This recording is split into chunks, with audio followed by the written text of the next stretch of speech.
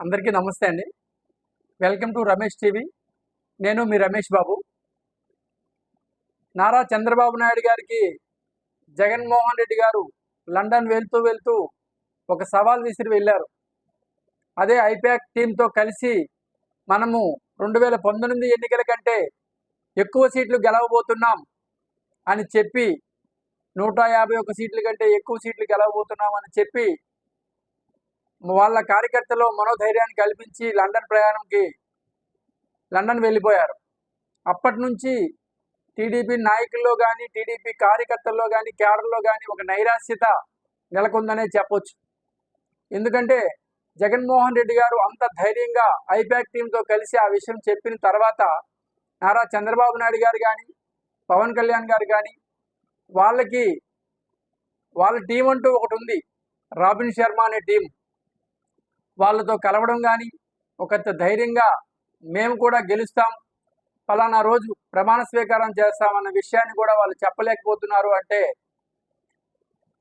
అది వాళ్ళ తాలూకా నైరాశ్యానికి నిదర్శనంగా భావించవచ్చా అని ఒక అనుమానం కలక్క మానదు.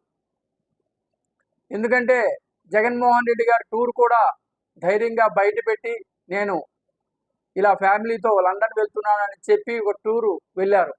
అదే చంద్రబాబు నాయుడు గారు అమెరికా వెళ్ళారని కొంతమంది చెప్తున్నారు, వెళ్ళలేదని కొంతమంది చెప్తున్నారు.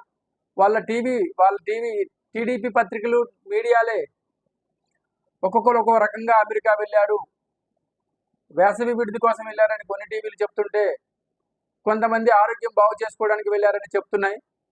ఏది నిజమో తెలియక టీడీపీ క్యాడర్ తలలు పట్టుకుంటున్నారు.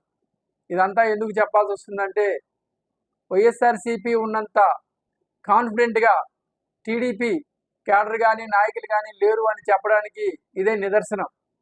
కాబట్టి ఒకంత వైఎస్ఆర్సీపీ గెలుపు ఖాయమైనట్లే కనిపిస్తుంది. ఎందుకంటే వాళ్ళకి ఎన్ని సీట్లు వస్తాయో చెప్తూనే 9వ తేదీన విశాఖపట్నంలో ప్రమాణ స్వీకారం చేస్తామని కూడా బొత్స సత్యనారాయణ గారు ప్రకటించడం జరిగింది. అంత దూకుడుగా వైసీపీ నాయకులు, కార్యకర్తలు, క్యాడరు ఉంటే కనీసం తెలుగుదేశంలో ఆ ఉత్సాహము ఏమీ కనిపించట్లేదని చాలామంది అనుమానాలు వ్యక్తం చేస్తున్నారు. చూద్దాం ఏం జరుగుతుందో.